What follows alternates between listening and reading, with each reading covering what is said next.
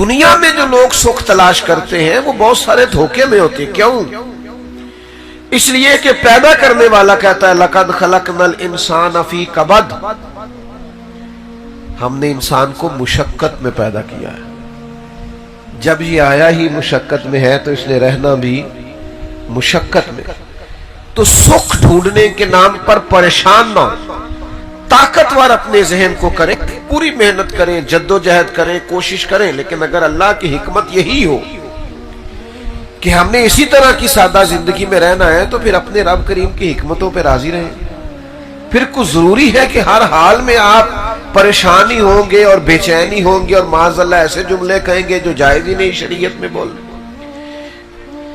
حضور علیہ السلام موٹے بان کی چارپائی پہ آرام فرما تھے. آپ کا نہیں مجھے پتا آپ یہاں کیا کہتے ہیں، ویسے ہمارے ہاں موٹے بان کی جو پرانی چارپائیاں ہوتی تھی اسے کہتے تھے مونجدی منجی.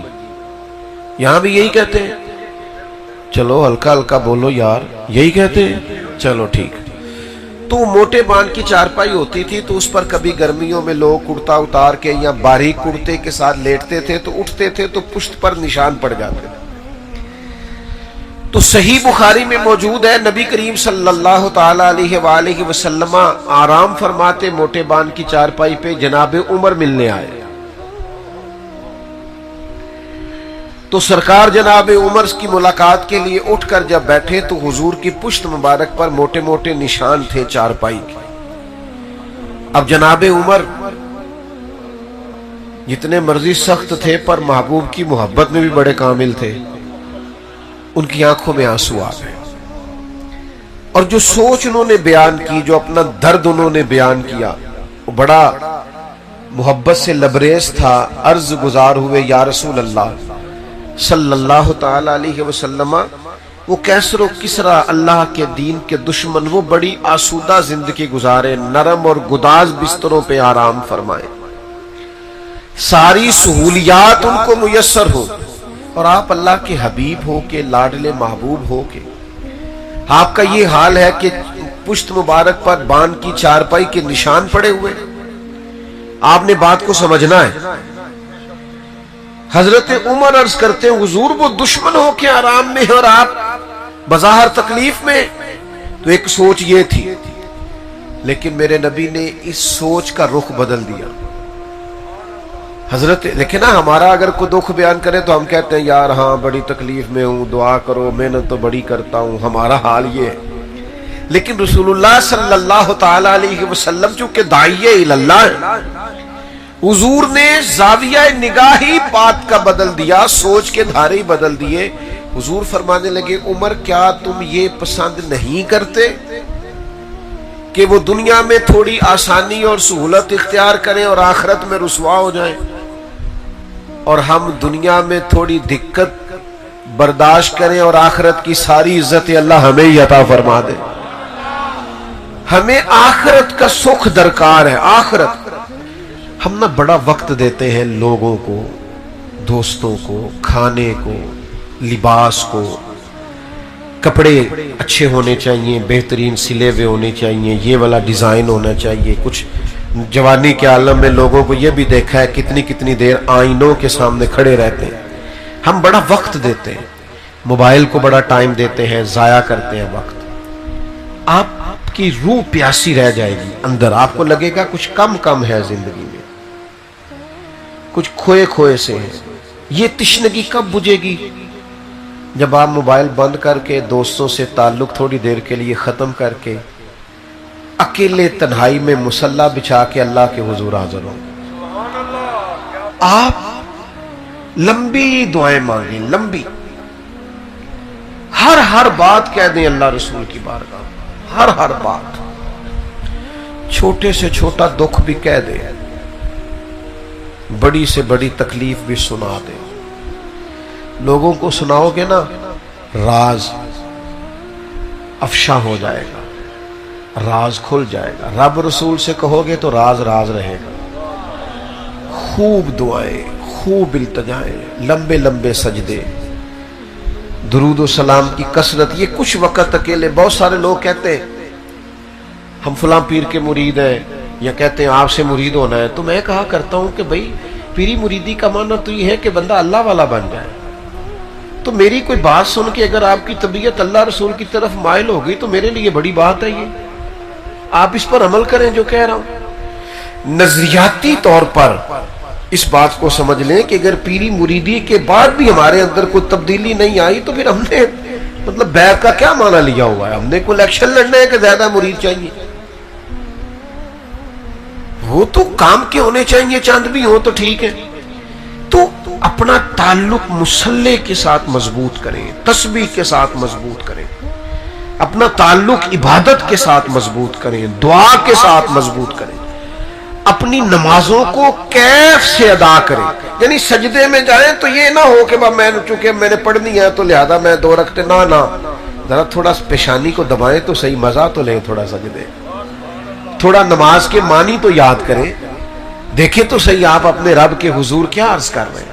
आप दुरूद और सलाम पढ़ें तो जरा ये रबीउल अव्वल शरीफ आ रहा है ना, सारे काम करना। कोई आपसे जितना मर्जी कहे कि अब तूने तस्बीह पकड़ लिया तो ताना सह लेना, पर मिलाद का सारा महीना दुरूद और सलाम पढ़ के गुजारना। आप की जुबान भी मीठी हो जाएगी दुरूद शरीफ पढ़ने से, दिल भी ठंडा हो जाएगा, और जिन पर आपको गुस्सा ज्यादा आता है ना उन पर भी आप नरम हो जाएंगे। और मैं दोस्तों से कहा कि मुझे एक दोस्त ने लगे मुझे गुस्सा बड़ा आता है, मैंने कहा दुरूद पढ़ा कर मोहब्बत करनी आ जाएगी, गुस्सा शुस्सा निकल जाएगा। तो अपना इबादत का ताल्लुक हमेशा मजबूत रखें। तो एक तो ये बात हो गई। दूसरी बात ये होती है कि बाज लोग ना अनजाने खौफ का शिकार होते हैं, जरा परेशानी आई नहीं और उनके हाथ पैर फूलने लगते, वो कांपने लगते, जरा जरा सी बातों को जहन पर सवार करते, एंजाइटी, डिप्रेशन, टेंशन, ज़हनी उलझाओ, टूटती बिखरती बातें करते। नबी पाक सल्लल्लाहु अलैहि वसल्लम दाइया इल्लल्लाह है ना, तो हुजूर ने कहा जो रब से डरेगा फिर वो किसी से नहीं डरेगा। सारे खौफ महबूब ने दिलों से निकाल दिए लोगों, हर किस्म का खौफ, हर किस्म की टेंशन, हर किस्म की एंजाइटी निकाल दी। ये जरा रवायत सुनिएगा, आपके कलेजे को ठंडा करेगी। एक सफर अल्लाह के रसूल फरमा रहे हैं, तो चूंकि पैदल सफर था, घोड़े पे सफर था, तो कुछ सहाबा कहते हैं हम पर थकावट के आसार हुए, तो तय ये पाया कि कुछ देर आराम कर ली जाए।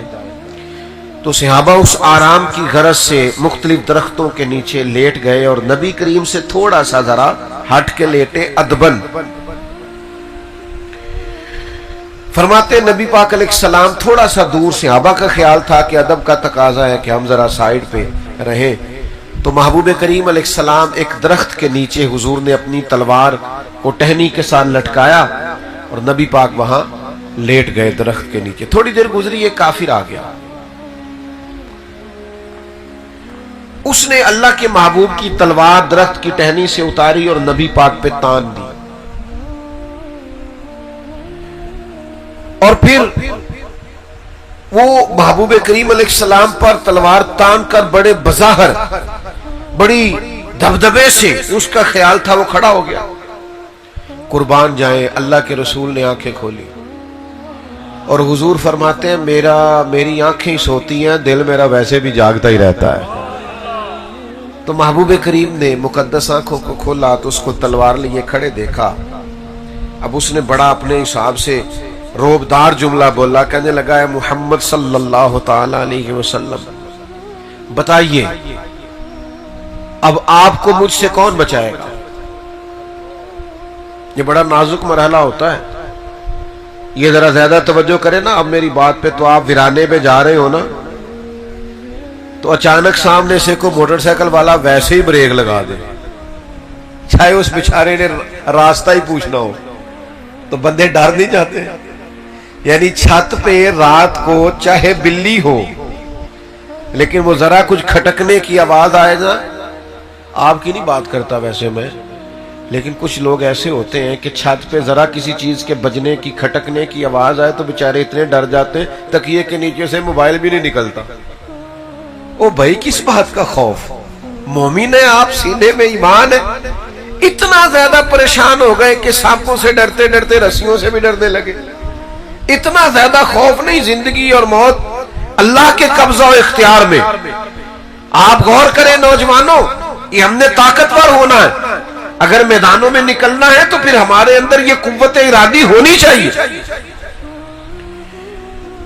नबी पाक सल्लल्लाहु ताला अलैहि वसल्लम से कहता है आपको मुझसे कौन बचाएगा। खास गौर करना, ये जुमले हम भी बोलते हैं पर हार के बोलते हैं। पहले अपने वजूद की ताकत लड़ाते हैं, हार जाते हैं तो ये कौन बचाएगा।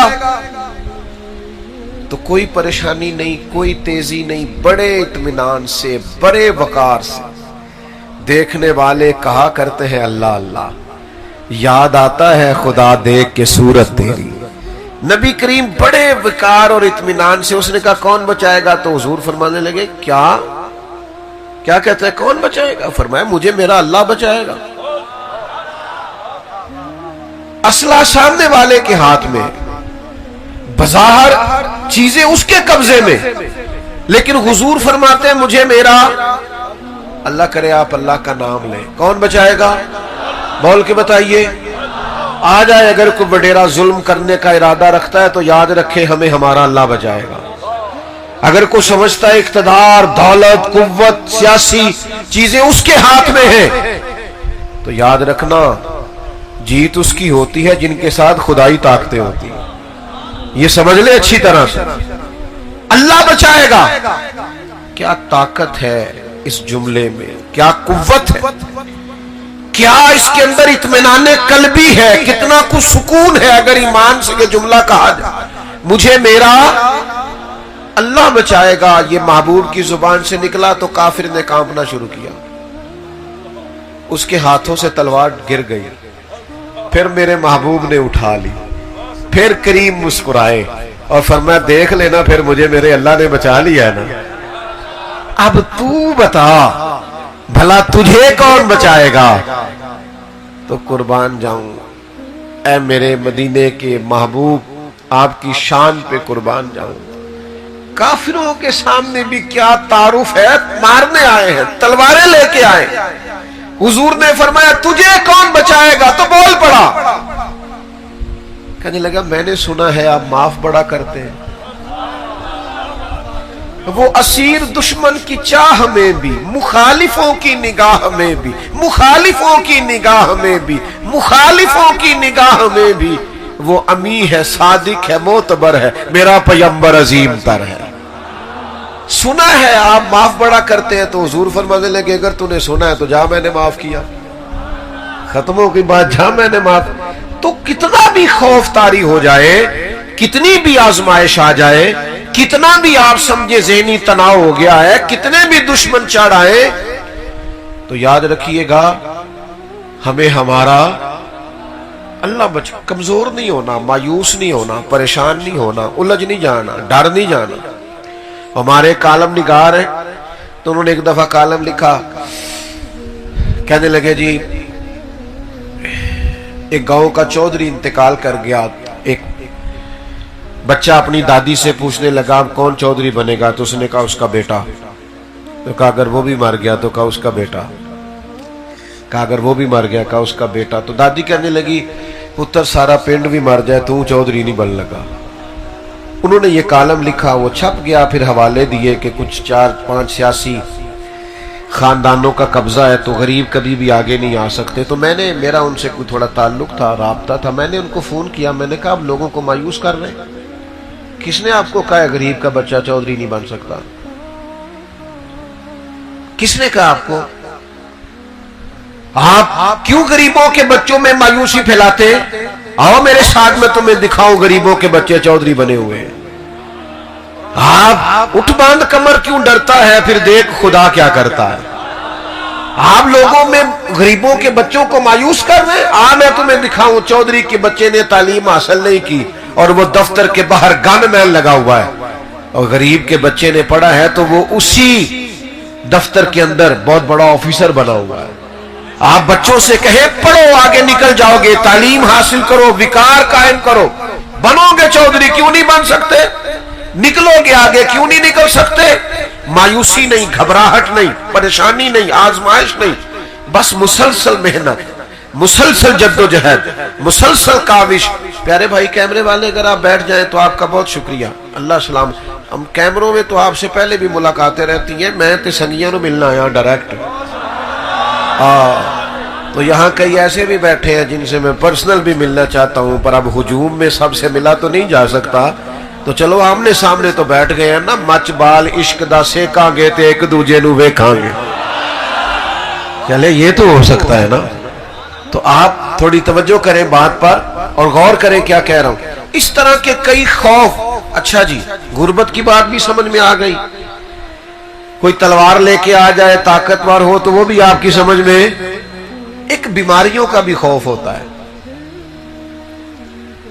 ڈر ہوتا ہے فلانا بیمار ہو گیا، پتہ نہیں کیا بنے گا، اور وہاں بھی حکیم بھی ڈراتے ہیں اور ڈاکٹر بھی، آپ کو پتہ ہے جتنے پیسے اچھے ہوں اتنا ڈاکٹر اچھا مل جاتا ہے، اور غریب کے لیے آزمائش ہوتی ہے، سرکاری ہسپتالوں میں ایک ایک بیڈ پہ دو دو لوگ لیٹے۔ بیماری سے بھی بعض لوگ گھبراہٹ کا شکار ہوتے ہیں، تناؤ کا شکار ہوتے ہیں۔ بیماری بڑی پیاری ہوتی ہے، بندے کے گناہ لے جاتی ہے، بیمار آدمی اللہ کے قریب ہو جاتا ہے، نفسانی قوتیں ختم ہو جاتی ہیں، اس کی ساری قوتیں روحانی ہوتی ہیں۔ فرعون نمرود بیمار نہیں ہوتے تھے کیونکہ ان کو ڈھیل دی گئی تھی۔ حضرت مولا علی شیر خدا رضی اللہ تعالیٰ عنہ فرماتے ہیں جو بیمار ہوتا ہے نا اسے تھوڑا بہت بیمار کر کے دنیا میں اللہ پاک کر دیتا ہے، آخرت میں سزا نہیں دے گا۔ پریشان نہ ہو، الجھے نہیں، ڈسٹرب نہ ہو، مینٹلی طور پر اپنے آپ کو مطمئن رکھیں، پروقار رکھیں، کلیجے کو ٹھنڈا رکھیں، روح کو تازہ رکھیں۔ بیماری آ جائے نا تو پھر محبوب کی طرف سے کبھی کوئی کڑوی چیز بھی مل جائے تو قبول کرنی چاہیے نا۔ جب بھی آپ بیمار ہونا تو اپنی تندرستی کے سال یاد کریں کہ بھلا میں کتنے سال تندرست رہا ہوں۔ تو بھئی تھوڑی بہت بیماری آ گئی تو ڈسٹرب ہو جانا، پریشان ہو جانا، الجھ جانا، خوف کھانا، پتہ نہیں اب کیا بنے گا، پتہ نہیں بچوں گا کہ نہیں بچوں گا، یہ درست بھئی جس رب نے محبوب نے کرم نوازیاں کی تھی اس نے تھوڑی سی تکلیف بھی دے دی تو قبول کرنی چاہیے نا، قبول کرنی چاہیے نا۔ محمود غزنوی نا کنو کھا رہے تھے مالٹا، تو انہوں نے ایک ٹکڑا مالٹے کا سب سے پہلے نکال کے نا ایاز کو دیا تو ایاز گٹ گٹ کر کے کھا گیا، پھر اگلی کاش اگلا ٹکڑا محمود نے خود کھایا تو بڑا کڑوا تھا، تھوک دیا، اور کہنے لگا یاد اتنا کڑوا تھا تم کھا گئے ہو؟ کہنے لگا بادشاہ تیرے ہاتھوں سے ہمیشہ میٹھے ملے، اب ایک کڑوا آیا تھا میں تھوک دیتا تو آئینے وفاداری تو نہیں تھا۔ او دکھ قبول محمد بخشا، دکھ یہ قبول کا پتہ ہے نا کیا ہوتا ہے؟ دکھ، اور یار دیکھو نا میری طرف دیکھو، دکھ قبول محمد بخشا، بس راضی رہن پیارے، تے جے سونا میرے دکھ وچ راضی، میں سکھ نو چلے ڈاواں۔ تو کبھی تکلیف آ جاتی ہے، آزمائش آ جاتی ہے، نبی کریم داعیے اللہ رسول کائنات صلی اللہ تعالی علیہ وسلم نے ہمیں فکری طور پر مضبوط رہنے کا کہا ہے۔ آپ یہاں سے تندرست رہیں۔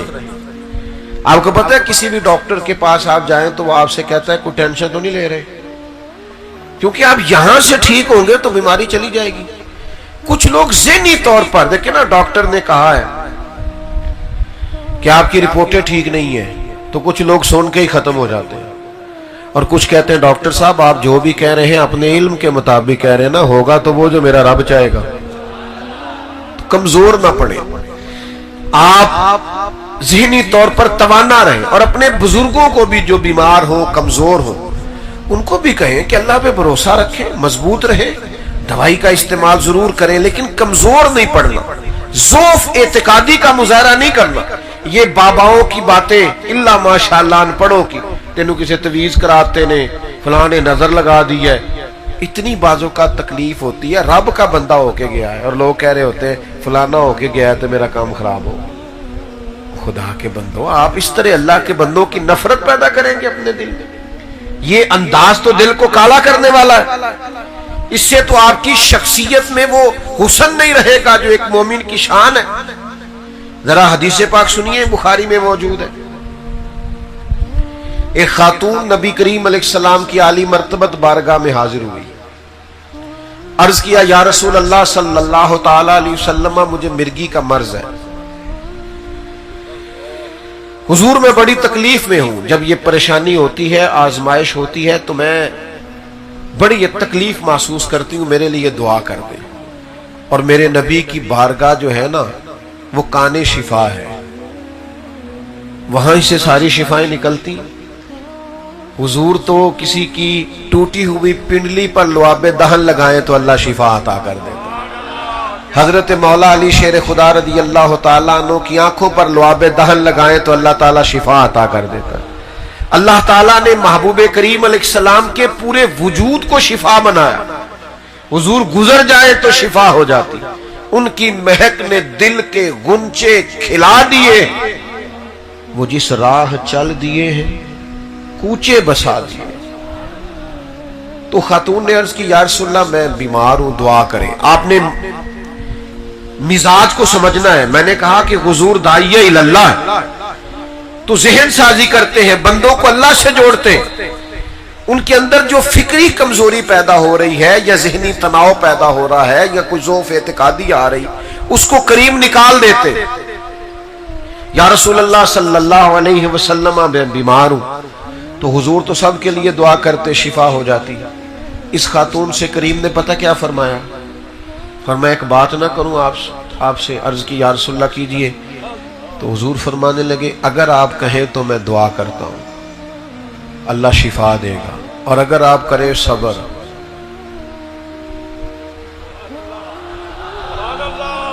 اگر آپ کریں صبر، معنی کیا ہے؟ مرگی کے ساتھ ہی گزارا کریں. یا رسول اللہ پھر کیا ملے گا؟ تو حضور فرماتے ہیں پھر میں دعا کروں گا، اللہ جنت عطا کرے گا.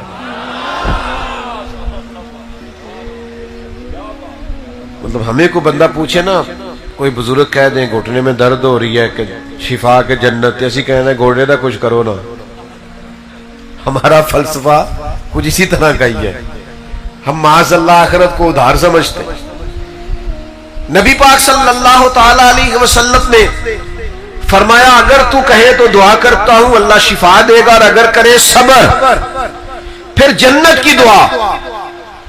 تو یہ ہے عقیدہ، یہ ہے نظریہ، یہ ہے آخرت پر یقین، یہ ہے جنت کی نعمتوں کا شوق، یہ ہے نبی پاک علیہ السلام کے وعدوں پر کامل یقین. خاتون ہے، حالانکہ عورتوں میں اللہ ماشاءاللہ حوصلہ بھی کم ہوتا ہے.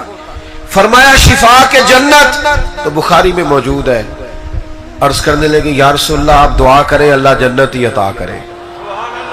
بہت بڑی بات اس خاتون نے کی. اگر آپ سمجھے، وہ زبان حال سے کہہ رہی ہے میں مرگی کے ساتھ عمر گزار دوں گی ساری. مرگی کے ساتھ تھوڑی سی تو عمر ہے، گزر جائے گی، لیکن جنت چاہیے. جنت یہ کن لوگوں کی بات ہے؟ جو عقیدوں کے پکے ہیں، آخرت پر یقین کامل ہے، جنہیں نظریاتی طور پر توانائی حاصل ہے. نہ ڈگمگاتی باتیں کیا کریں، نہ کچی پکی باتیں کیا کریں، نہ ذرا سی پریشانی آئے تو ہر وقت رونا دھونا شروع کر دیا کریں. اپنے آپ کو مضبوط کریں، طاقتور کریں. مومن ہے، ہمارے پاس سب سے قیمتی خزانہ سینے میں ایمان ہے.